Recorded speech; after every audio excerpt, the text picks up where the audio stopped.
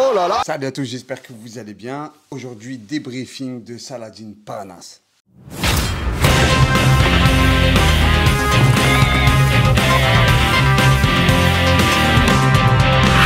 Combattant MMA franco-marocain, né à Aubervilliers en 1997. Aujourd'hui, il a 26 ans. Catégorie poids plume et poids léger, surnommé le Mbappé du MMA. On dit que c'est le prodige du MMA français. Moi, j'ai toujours dit que c'était la figure emblématique internationale du MMA français. Indéniable, vu son parcours, vu ses victoires. Cependant, ce qui est à juste titre reproché, c'est que il est vrai que les meilleurs combattants de la planète, ils combattent à l'UFC. Donc, vu que lui combat au KSW pour des raisons financières, il ne s'en cache pas, chose qui est totalement respectable. Ça n'enlève en rien son titre, son palmarès. Pourquoi? Parce qu'il a affronté quand même de sacrés gros guerriers et ses ceintures, il les a gagnées après de sacrées guerres. En plus, ce qui est bien, c'est que Saladin, il est métis. Il est guadeloupéen, marocain. C'est voilà, une figure aussi politique qui ramène au rassemblement et du vivre ensemble. Donc c'est une très bonne chose. Et les musulmans en plus de ça. Donc ça tombe très bien, quoi. Alors Saladin, il combat au KSW depuis 2017. Donc ça commence à faire vieux. À mon sens, après là, la ceinture qu'il vient de remporter, d'ailleurs je vous mets quelques images. Encore une fois, c'est la vitesse de Saladin qui pose problème à Mircea pour l'instant. Oh là là! Il a touché! Il a mis KO! C'est terminé! Waouh! C'est incroyable! Saladin Parnasse! Il met le feu à l'Adidas Arena! Oh là là là! C'est fou! Ça pouvait pas être mieux! Waouh! Je pense que là, les propositions, et ça a été intelligent de sa part. Pourquoi? Parce que je pense que pour être dans une plus grosse organisation, Saladin attend que son nom soit de plus en plus valorisé, que sa cote monte pour recevoir des gros contrats pécuniers dans des plus grosses organisations comme le PFL ou l'UFC, tu vois.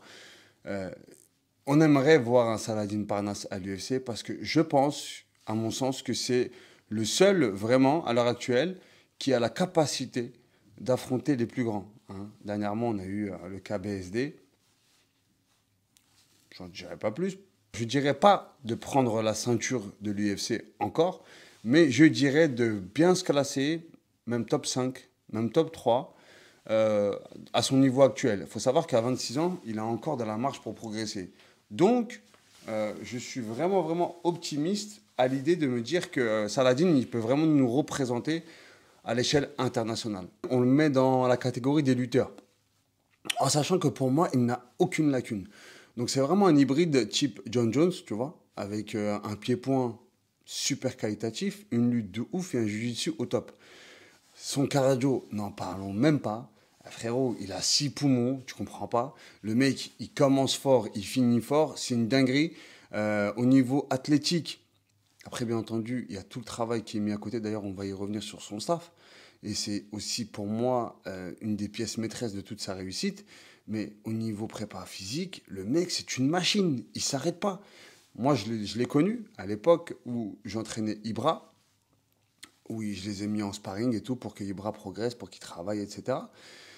Et le mec, il a une aisance au niveau du cardio. Il ne fatigue pas. C'est un truc de ouf. Oui, il y a énormément de travail, mais je pense qu'il a des prédispositions déjà génétiques au niveau du cardio. Demain, Saladin, je pense qu'il peut faire du marathon. Il peut faire carrière dans la course. Franchement, je pense qu'il a les capacités. Il faudrait peut-être faire des analyses poussées, mais au niveau cardiovasculaire, je pense qu'il a une capacité hors norme. Palmarès pour notre champion, 22 combats, 19 victoires, 2 défaites et un match nul. Mais après, je crois que là, ça fait 23 combats et donc 20 victoires. Il faudrait que je regarde, mais on est vraiment sur domination claire dans sa catégorie au KSW. Il vient de prendre la ceinture. Une fois de plus, je pense qu'il n'a plus rien à faire au KSW. Là, frérot, si tu vois cette vidéo, négocie comme il se doit. Et je pense que Hatch va faire le boulot. Mais là, ça y est. Là, il faut aller à l'UFC, poteau. Faut aller à l'UFC. Ça y est, c'est bon. KSW, c'est une très belle organisation. Moi, j'aime beaucoup le KSW. Mais frérot, là, 26 ans, il faut que tu boxes à l'UFC, 28, 30 piges, tu prends la ceinture. Elle est belle. Elle est belle, tu t'assois, tu savoures, tu palpes, tu kiffes. Et puis tu récoltes tout ce que tu as semé. Il faut que tu prennes ta fame. Il faut que tu prennes ta fame. Il y a Cédric qui était devant toi au niveau fame, mais là, clairement, après le désastre face à Baki, là, tu es en pole position. Bien entendu, on a eu la défaite de BSD, etc. Donc là, il faut que tu en profites un max. Au niveau du staff, alors, il est entouré de, principalement, je dis, parce que bien entendu, autour, il y a d'autres personnes, d'autres noms, mais principalement, donc, on a Hatch, manager et propriétaire de la Hatch Academy. On a Arnaud Templier, qui est son entraîneur, d'accord, au niveau prépa, technico-tactique, etc. Et moi qui les connais de manière personnelle, je vous le dis, humainement, ils sont au top. Au niveau de la qualité d'entraînement et du savoir, de l'art, ils sont au top. Je vais vous donner quelques anecdotes. Arnaud Templier, je le connais depuis plus de 15 ans parce qu'on boxait ensemble à Besançon. On boxait ensemble à Besançon, on a mis les gants, on a fait beaucoup de sparring, on a tourné ensemble. On a fait des belles guerres à l'entraînement ensemble, on s'est toujours bien entendu. Il a toujours eu cette fibre depuis que je le connais, depuis jeune. Il a toujours cette fibre, ce plaisir, ce kiff de vouloir enseigner. Et voilà, c'est vraiment, vraiment quelqu'un de bien. D'ailleurs, Arnaud, je te fais un gros bisou, frérot. Tu as tout mon respect. Tu as toujours été un travailleur acharné. Tu as toujours voulu mettre à profit tes connaissances et ta passion. Et d'ailleurs, ça se voit lors des vidéos pré-combat, pendant le combat.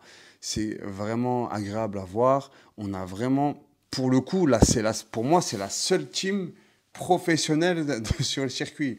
Pourquoi? Parce que les autres, on a Guillaume Pelletier qui est un dunking un peu foiré de wish, et on a Lopez qui, lui, un peu trop centré sur lui-même, malgré qu'il soit très compétent, il faut le savoir. J'avais dit dans un précédent podcast, Fernand, ça a été un de mes formateurs quand j'ai passé mon diplôme. Et c'est une montagne d'informations, c'est une dinguerie. Vraiment, c'est une dinguerie. Hatch, donc, pour moi, c'est le roi sans couronne parce qu'il faut savoir que le MMA en France ne serait pas ce qu'il est à l'heure actuelle sans Hatch. Hatch était un des premiers organisateurs de Pancras. Hatch, c'est le mec qui est sous la pluie avec ses combattants débutants, parce que c'est pas comme Fernand qui, lui, qui avec les pros et calcule pas les débutants.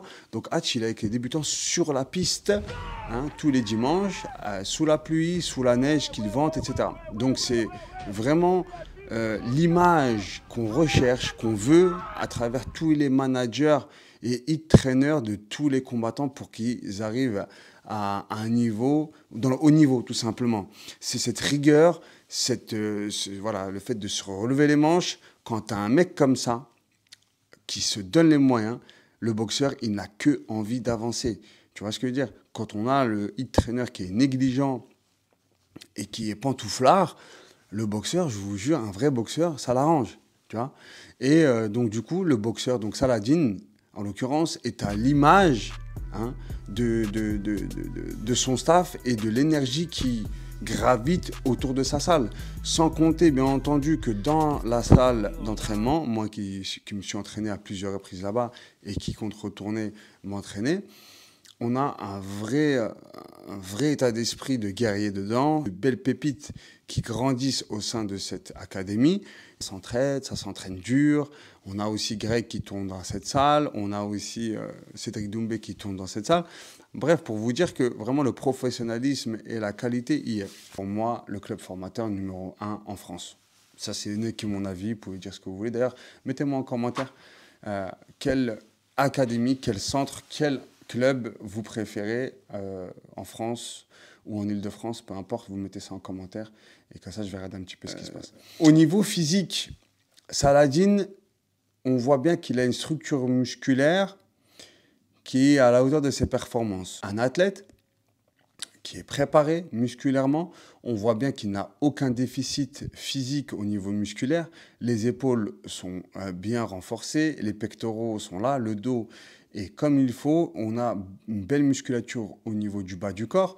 Donc voilà, toute cette toute cette structure forte et solide lui sert lors de ses combats. Au niveau mental, ce qu'on n'a pas avec la plupart des boxeurs qu'on a pu voir récemment sans citer de nom, on n'a pas de melon trop surdimensionné. Saladin Parnasse est très humble, très discret. Hein. Il aime bien la ça, il aime bien la fame, certes, mais on voit bien attention à son image, qu'il ne se vante pas, qui est plus dans voilà, le cœur de métier, c'est-à-dire le combat et pas ce qui est autour. Donc oui, il communique. On peut voir sur l'écran son nombre d'abonnés sur Instagram. Et pour moi, c'est encore à la baisse. Il faudrait que ça monte encore davantage. Il faudrait qu'on ait plus de soutien autour de ce boxeur-là parce que c'est vraiment l'avenir du MMA, ce boxeur-là.